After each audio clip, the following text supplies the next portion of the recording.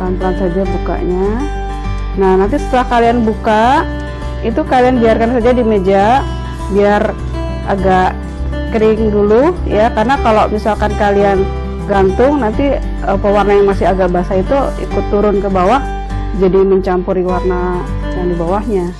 Hai, selamat datang di channel ini. Bagi kalian yang sudah subscribe, thanks ya.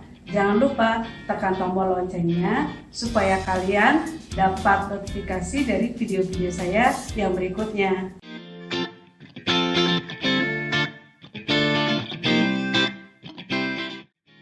Tie-dye atau ikat celup adalah teknik mewarnai kain dengan cara mengikat kain menggunakan metode tertentu sebelum dilakukan pewarnaan dengan dicelup atau cara lainnya.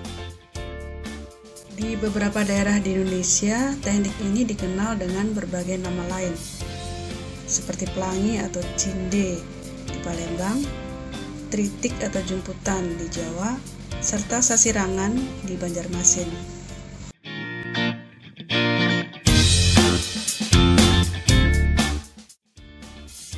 Alat dan bahan yang digunakan ada soda ash, kemudian ada ice cube.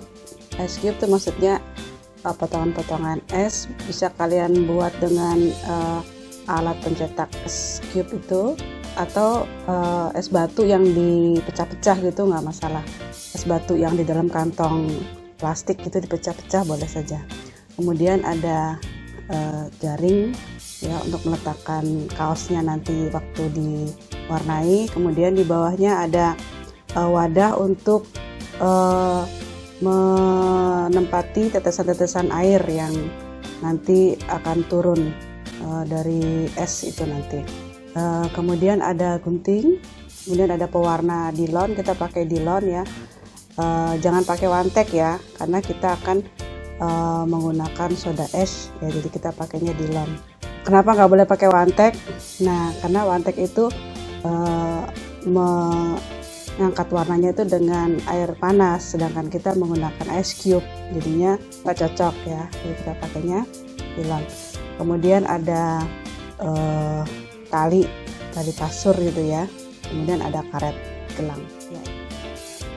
Alat tambahan itu saya siapkan kardus ya, potongan kardus. Kalian buat seperti oval gitu atau boleh kotak. Itu ukurannya kira-kira seukuran dalamnya jaring. Jadi nanti itu karton yang kita bentuk itu bisa kalian stapler ya, stapler itu atau bisa dijepit pakai jepitan. Kalau memang nggak cukup dijepit boleh, atau kalau cukup ya tinggal di stapler aja. Yang penting dia membentuk semacam kotak atau oval. Ukurannya lebih kecil sedikit dari jaring tempat kain itu di belakang kelihatan ya, itu kain yang sudah dibentuk, ditaruh di atas jaring, kemudian ditutup sama karton atau kardus ini ya. Gunanya untuk apa? Jadi nanti kardus ini menghalangi es yang akan kita tumpahkan ke dalam karton ini supaya tidak tumpah kemana-mana. Jadi esnya itu dihalang-halangi supaya tidak tumpah. Nah, nanti esnya itu berada di atas kain ya, kain yang sudah diberi warna, sudah soda es, baru dikasih es. Nah, itu esnya tidak lari kemana-mana dan diamkan itu nanti selama semalaman. Bahan yang bisa kalian gunakan untuk membuat tie-dye itu berasal dari bahan yang berserat alam. Contohnya di sini ada kain katun, kemudian ada kaos katun juga 100% katun, dan bahan-bahan lain yang berserat alam. Nah, kalau kalian ingin tahu bahan-bahan serat alam yang seperti apa macam-macamnya, silahkan kalian klik link yang ada di atas ya. Kaos yang akan diwarnai dengan pewarna Dillon direndam dalam larutan soda es dan air dengan takaran 50 gram soda es ditambah 1 liter air. Direndam selama 30 menit. Kain yang sudah direndam oleh soda es dan air kalian peras sehingga tidak ada sisa tetesan air lagi. lalu kalian rentangkan di atas meja yang sudah dilapisi oleh plastik supaya mejanya terlindung, supaya tidak kotor mejanya. Kalian lipat dua. Nah, kita ini akan memberikan motif di kaosnya ya. Kalian ambil penggaris di garis diagonal, tapi tidak lurus ya, kalian agak lengkungkan sedikit. Nah, itu agak melengkung sedikit. Nah, garis inilah yang akan kalian ikuti dalam melipit-lipit kaosnya. Nah, kalian lipit-lipit yang rapih supaya nanti motifnya juga rapih.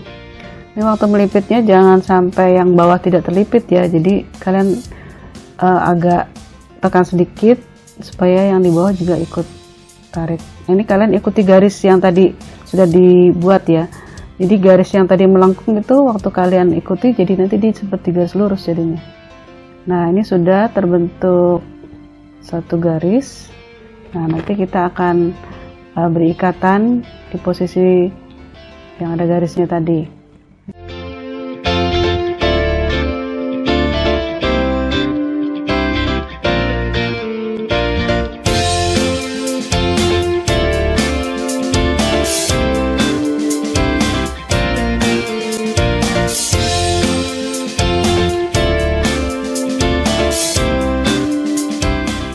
Dirapihkan dulu supaya nanti yang lainnya juga ikut lipitan yang sama dengan yang garis yang di tengah. Kita bikin dua supaya dua lapisan benang supaya agak lebih tebal ya. Nah, kalian ikat persis di posisi tanda yang tadi, tanda pensil tadi. Nah, ikatan ini hati-hati jangan sampai berantakan ya. Nah, ikat, pastikan ikatannya cukup kencang, tapi tidak usah ditarik sehingga mengkeret, jangan. Yang penting dia terikat dengan baik. Nah, ini ada dua bagian ya, bagian bawah, bagian atas. Ini dia tengah-tengah posisinya yang diikat pertama kali. Nah, kita akan bikin dua motif ya, yang bagian bawah dengan bagian atas beda motifnya. Nah, setelah diikat ini pastikan masih dalam kondisi rapi, dan diperbaiki lagi kalau ada yang nggak rapi-rapi.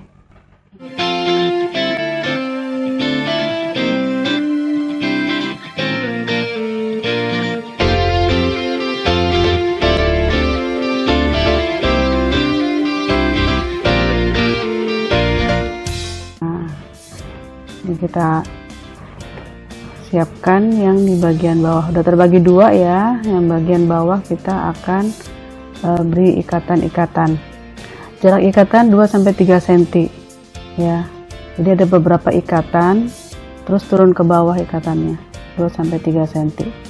Nanti yang bagian atas beda lagi ya motifnya, dan nanti kaosnya juga akan lebih menarik. Nah, pada saat kalian mengikat itu pastikan dalam kondisi rapi, jadi diperbaiki lagi gitu, disamakan dengan yang di atasnya. Kalau ada yang kerutannya agak miring-miring, dirapikan lagi. Nah, kadang-kadang pada saat kita mengikat itu ya bisa saja yang lainnya jadi agak miring-miring.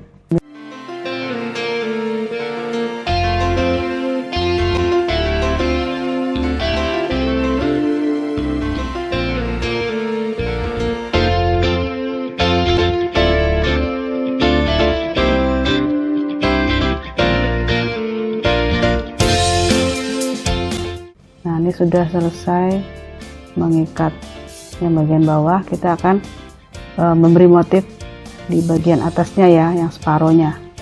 Separuh ke atas kita akan bikin motif sistem cubit. Nah, ini kita mulai mencubit-cubit kaosnya dan arahkan ke tengah.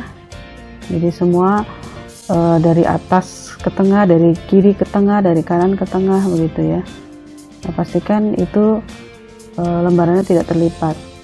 Nah, dikumpulkan ke tengah.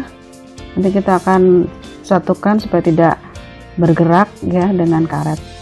Karetnya bisa beberapa ya, supaya motif cubit-cubit itu tidak berubah. Bisa 5-6 karet boleh.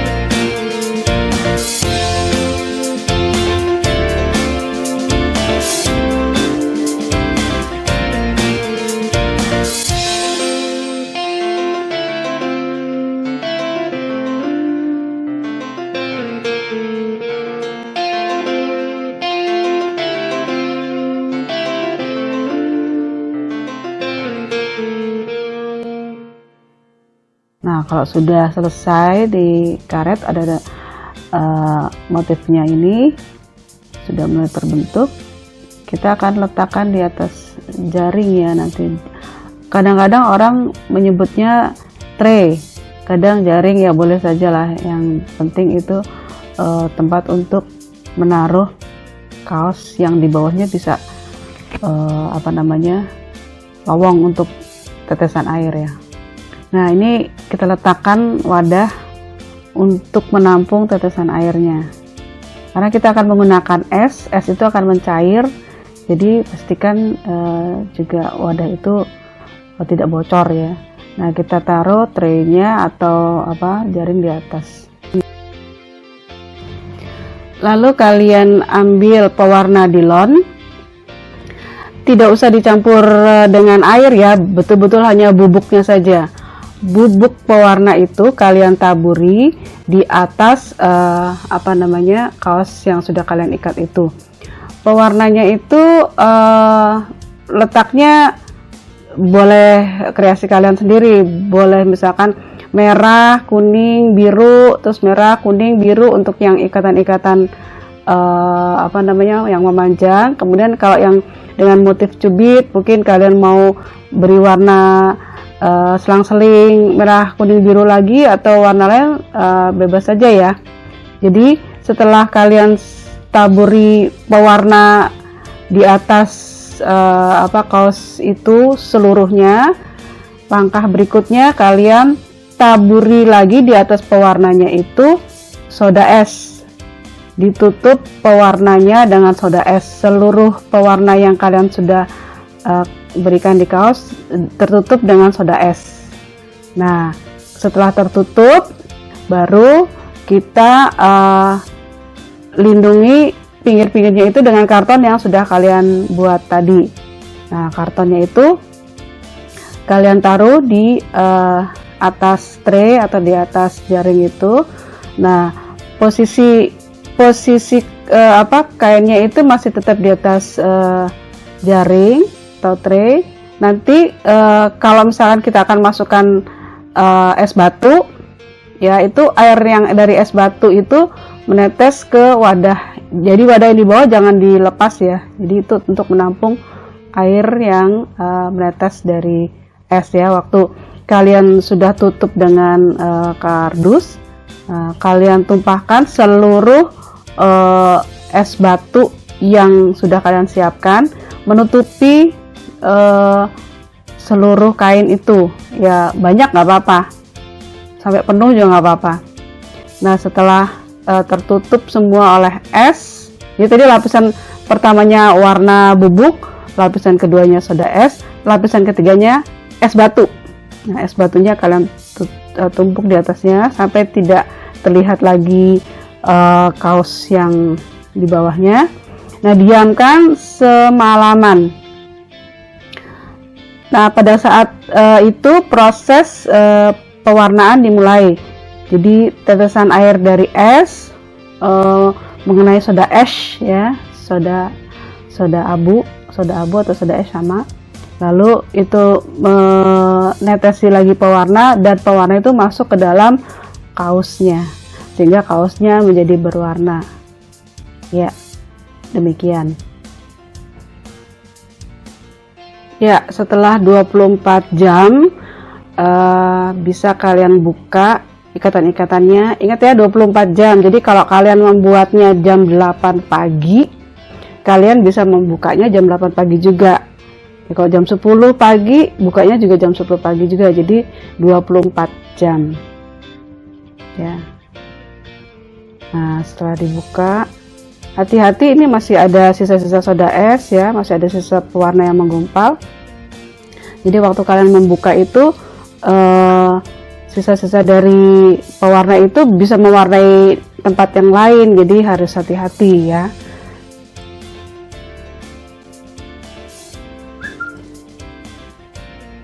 Nah, kalian buka hasilnya, pelan-pelan saja bukanya. Nah, nanti setelah kalian buka itu kalian biarkan saja di meja biar agak kering dulu ya, karena kalau misalkan kalian gantung nanti pewarna yang masih agak basah itu ikut turun ke bawah, jadi mencampuri warna yang di bawahnya. Nah, setelah kalian letakkan di atas meja dan setelah agak kering, baru kalian bisa cuci ya. Boleh cuci pakai air hangat, boleh pakai air yang mengalir. Nah, setelah itu kalian cuci dengan sabun cair ya, sabun cuci cair. Nah, setelah dicuci bersih, kalian bisa jemur dan setelah kering bisa disetrika ya.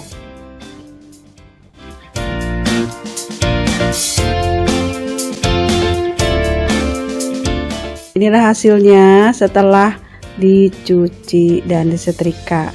Bagus bukan?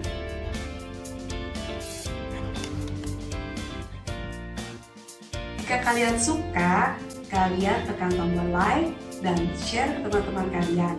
Bagi kalian yang sudah subscribe, thanks ya. Jangan lupa tekan tombol loncengnya supaya kalian dapat notifikasi dari video-video saya yang berikutnya.